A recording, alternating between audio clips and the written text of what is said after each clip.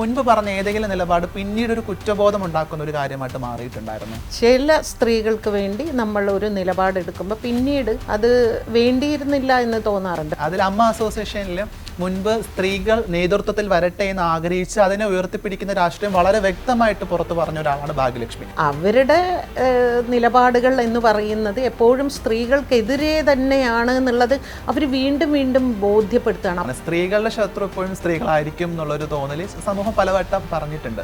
ആരോപണ വിധേയരോടൊപ്പമാണ് ഇവരെല്ലാവരും നിൽക്കുന്നത് എല്ലാ കാലത്തും. മമ്മൂട്ടിയോ മോഹൻലാലോ ആയിരുന്നു നേതൃസ്ഥാനത്തെങ്കിൽ ഈ ഉൾപ്പോര് നടക്കില്ലായിരുന്നു എന്ന് എനിക്ക് തോന്നുന്നു. ശ്വേതാ മേനോൻ ഒരു സ്റ്റേറ്റ്മെന്റ് ഉണ്ട്, ഞങ്ങൾ ആരും അത് കേട്ടിട്ടില്ല എന്ന് പറയുന്നത്. ഞാൻ കേട്ടില്ല എന്ന് പറയാൻ ഭയങ്കര എളുപ്പമാണ്.